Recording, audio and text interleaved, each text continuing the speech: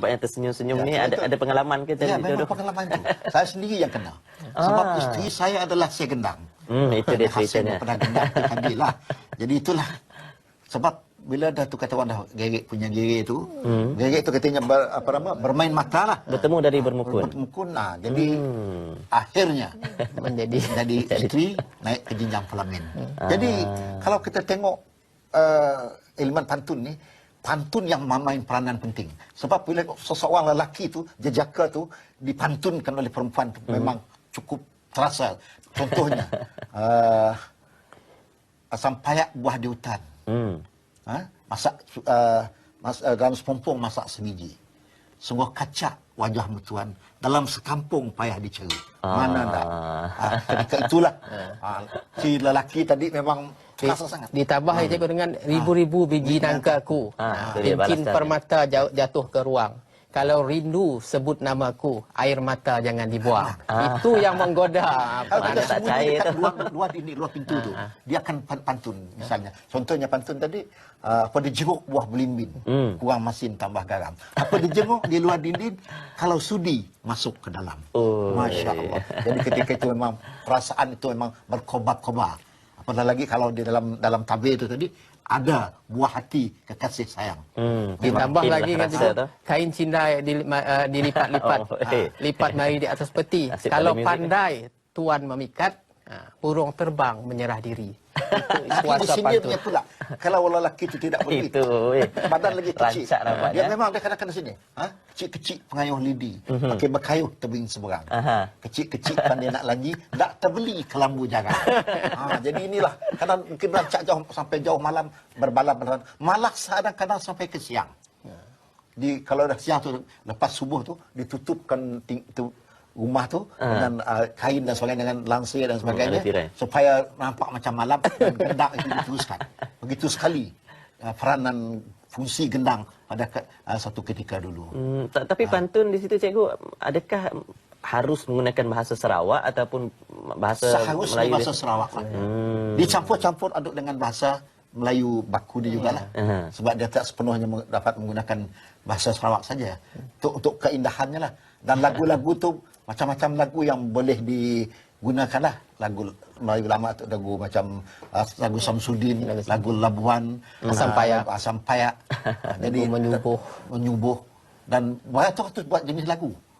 Boleh dihafal oleh pihak tukang gendang tadi, Syekh gendang. Sebab itulah memerlukan kemahiran yang hafal, dia tak merujuk lirik. Tak rujuk lagi. Tak ada lagi. Itu memang dah harap. Dan dibuat secara spontan. Inilah kelebihan pantun Melayu Sarawak. Dan aturan pantun tu seperti pantun Melayu biasa. Dia Biasa punya memang, nahunya, rimanya. Dari segi pantun 4 kerat satu. Sebenarnya saya lebih merujuk, kalau cikgu Abang Suji lebih kepada persembahannya. Saya melihat kepada aspek falsafah gendang Melayu itu.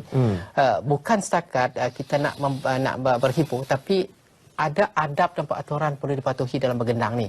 Yang pertamanya paling umum, kita tak akan buat pada hari malam Jumaat dulu. Yang kedua, jika ada berlaku kematian di kampung itu, kita tidak akan ada tu.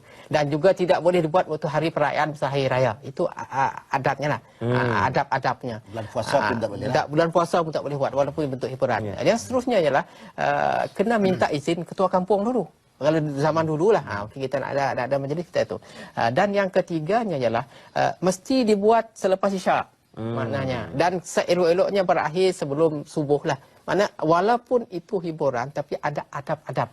Dan tidak dibenarkan hubungan yang bersela. Walaupun wanita dan lelaki boleh bertemu, anak dara anak boleh bertemu, tapi dipisahkan simbolik oleh tirai, tabir itu tadi. Jadi kalau nak berhubung pun hanya menggunakan jelingan mata, satu. Yang kedua, bila dia bernaik, bertandak, dia akan pantun, dia akan istilah Sarawak, kita kenen dengan tu.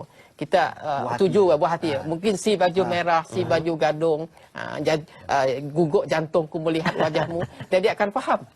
Akan dijawab oleh Syekh Gendang barangkali. Itu yang istimewanya. Mengenai bermukun ni, bagaimana ketika ini mungkinkah ada pesta ataupun yang diraikan untuk pameran ni, pameran gendang dan sebagainya, adakah diadakan ketika ini?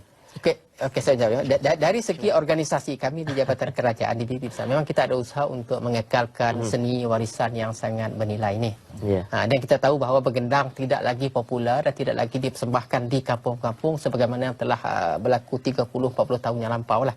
Sekarang ni gendang hanya dipersembahkan dalam majlis-majlis tertentu. Jadi apa yang kita buat termasuk RTM sendiri, memang setiap hari malam Sabtu tu ada rancangan bermukun di radio, itu memang tahniah daripada RTM. Tapi bila kita ada pesta-pesta tertentu di BP misalnya, kita akan buat sama ada pertandingan bermukun ataupun persembahan gendang tu untuk masyarakat, terutamanya untuk generasi muda. Dan tandanya pula tu ada seni yang tertentu ke mengikut zapin? Memang tandanya memang ada seni tertentu mengikut irama lagu tadi. Dia mesti tak boleh sembarangan. Dia ada rentak tertentu. Memang itulah perlu kalau kita nak mempertahankan budaya ini. Sementara sekarang masih ada orang yang boleh mengajar untuk bertandak ini sesuai dengan lagu yang dimainkan dengan violin tadi. Rentak dan iramanya mesti apa kata orang sesuai dengan irama lagu tadi dengan rentaknya. Jadi tak bolehlah kata sembarangan macam lagu rock dan sebagainya. Tak boleh. Dia mesti ada adab tertentu. Dan tak boleh sembarang kita nak memotong orang bertandak tu. Dari bawah tak boleh. Tak boleh, ada peraturan ni. Ada peraturan. Kalau tidak jadi itu Jadi gaduh. Jadi gaduh. Jadi inilah kita ada adab tertentu. Kita ni orang Melayu ni penuh bersopan santun. Dia tak boleh dia menjaga adab ni. Kadang-kadang kata perempuan tadi kan, zaman pernah saya jumpa dulu zaman tahun 60-an, awal 60-an, kalau kita nak wang dara tu ataupun para gadis tu untuk hadir ke majlis bergendang tu, orang akan pergi nyeruk kata orang tu. Dijemput dari rumah ke rumah.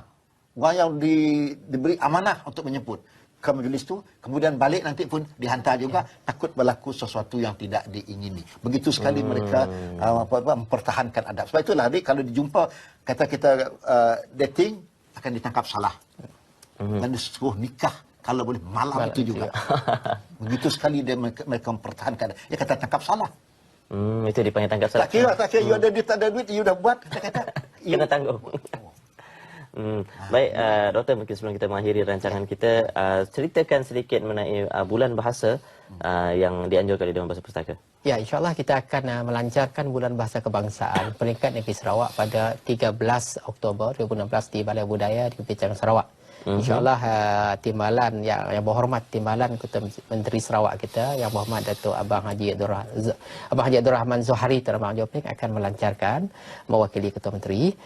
Antara acara utama kita ialah kita ada karnival bahasa. Di situlah tadi kita akan mempersembahkan pertandingan bermukun. Kita juga ada pertandingan pertandingan ala-ala istilah kita Running Man, jejak cinta bahasa yang kita ubah suai daripada Running Man itu menjadi jejak cinta bahasa. Kita juga ada syarahan perdana, kita ada malam bahasa jiwa bangsa. Doktor dan cikgu dah berpantun, saya nak berpantun jugalah. Baik, dari Kuching ke Seri Aman, Nang Rinduk bersama keluarga. Bahasa dan seni warisan berzaman, jagalah ia, jangan dipersia. Sekian saja daripada saya dalam Nang Rinduk. Saksikan Nang Rinduk minggu hadapan.